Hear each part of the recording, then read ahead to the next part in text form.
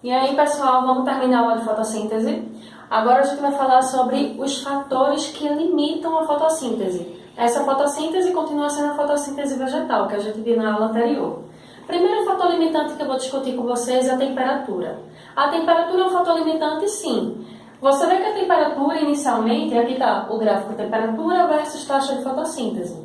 A temperatura, inicialmente, quanto maior a taxa de fotossíntese. Atinge seu pico e daí você vê que quanto maior a temperatura, menor a taxa de fotossíntese.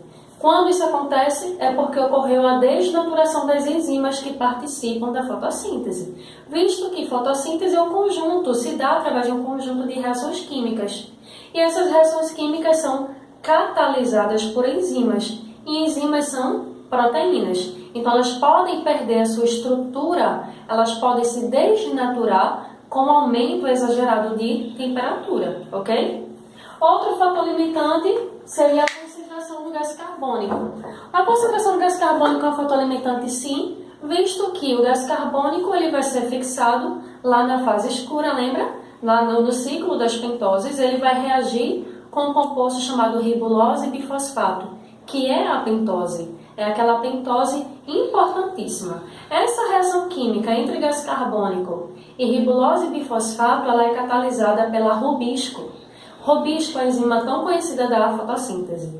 Aí tu para e pensa, Cris, então essa rubisco ela catalisa essa reação, beleza. Então para e pensa também, quanto maior a concentração de gás carbônico, maior vai ser a taxa de fotossíntese até certo ponto.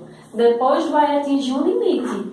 Então não adianta acrescentar mais gás carbônico que atinge um limite, porque a rubisco, porque as enzimas responsáveis por essa reação química já estarão com o sítio ativo ocupado.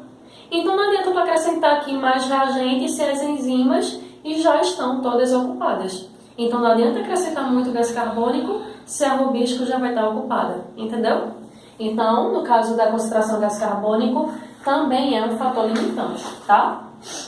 Agora a gente vai falar da intensidade de luz. Quando eu falo intensidade de luz, preciso discutir dois gráficos com vocês. Esse daqui, que compara a intensidade luminosa com a velocidade da fotossíntese, e daí você vê que na ausência total da luz não acontece fotossíntese, visto que uma planta na escuridão total não tem como ela ter fotossíntese, porque não vai nem acontecer a fase clara, que precisa da luz para que excite os fotossistemas, né?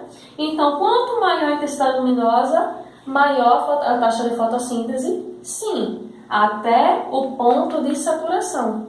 PSL, ponto de saturação luminosa, tá? Ponto de saturação luminoso. Então, nesse caso aqui, esse ponto de saturação é o seguinte: os fotossistemas da planta já estão todos excitados, e daí já está todo mundo trabalhando, o fotossistema 1, fotossistema 2, todo mundo trabalhando. Então não adianta tu acrescentar, tu aumentar a intensidade de luz, que se os fotossistemas já estão ativos, já estão trabalhando. Então atinge o seu limite e permanece estável, ok?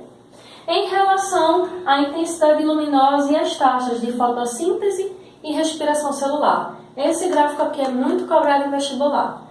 Por que esse gráfico é muito cobrado? Porque faz o aluno pensar nessas duas reações tão importantes, a fotossíntese e a respiração celular.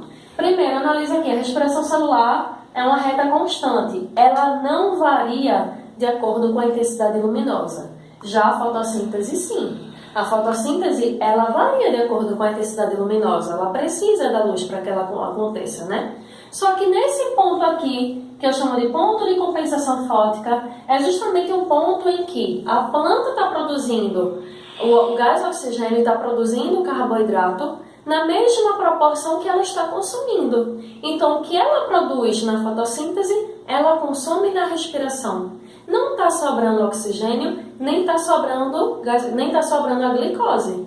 Ela está produzindo e consumindo. Não está sobrando para ela armazenar, por exemplo. Ok? Então, é o ponto de compensação fótica, quando as retas aqui se cruzam, a fotossíntese e a respiração, certo? Vai anotando aí no caderno. Agora a gente vai falar sobre a fotossíntese bacteriana. Fotossíntese bacteriana, qual é a diferença em relação à fotossíntese vegetal? A bacteriana é uma fotossíntese que a gente diz que é não oxígena, Ou seja, não produz oxigênio. Se não produz oxigênio, ela não vai ter a molécula da água como um dos reagentes. Não vai acontecer a fotólise da água, que é a quebra da molécula da água para poder dar origem ao oxigênio, ao gás oxigênio. Se não tem a molécula da água, quem é que vai doar os prótons? Quem é que vai doar os elétrons? Aí é que entra outro composto. No caso das bactérias verdes sulfurosas e as púrpuras, quem vai entrar no jogo aqui é o gás sulfídrico, ou sulfeto de hidrogênio.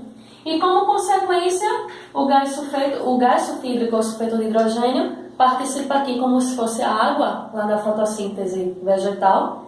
Só que ao invés de produzir o oxigênio, vai produzir enxofre, ok? Então a fotossíntese bacteriana precisa de luz? Precisa. É bem parecida com a fotossíntese vegetal. Vai produzir carboidrato? Olha a glicose aqui. Vai. Só que a água não vai ser reagente e não vai ter oxigênio como produto, ok? E por último, gente, falar sobre a quimiossíntese. A quimiossíntese também é uma reação anabólica, né? A quimiossíntese tem o objetivo de produzir matéria orgânica, assim, produzir um composto orgânico, assim como a fotossíntese. Só que é o seguinte, no caso da quimiossíntese, ela não vai utilizar energia luminosa, não utiliza energia luminosa. E vai utilizar que energia para acontecer essa reação chamada quimiossíntese? Vai utilizar energia que vem da oxidação de substâncias inorgânicas. Substâncias inorgânicas, minerais que estão lá no solo, certo? Quais minerais? Por exemplo, no caso aqui do nitrogênio, a gente vai dar esse exemplo aqui do processo de nitrificação, tá? Gente, o que é que vai acontecer? Um resuminho. Substâncias inorgânicas vão ser oxidadas e a energia que é liberada nessa oxidação vai dar origem aqui, ó, subprodutos e energia. E a energia que é liberada nessa oxidação vai poder ser usada no processo de redução do gás carbônico a fim de produzir as substâncias orgânicas. Processo de nitrificação aqui. É o processo que você visualiza essa energia sendo liberada.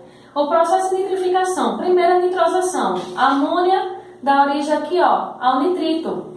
Quando dá origem ao nitrito, esse processo de transformação de amônia em nitrito vai liberar energia. Essa energia vai ser usada para sintetizar matéria orgânica. E daí, ó, continua aqui. Nesse processo de nitrificação tem a nitrosação e a nitratação.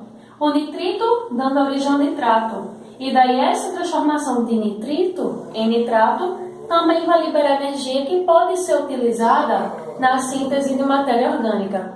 Ok, pessoal? Então, no processo de quimiossíntese, a energia não vem da energia luminosa, e sim vem da oxidação de substâncias inorgânicas, tá? Abraço, fique com Deus.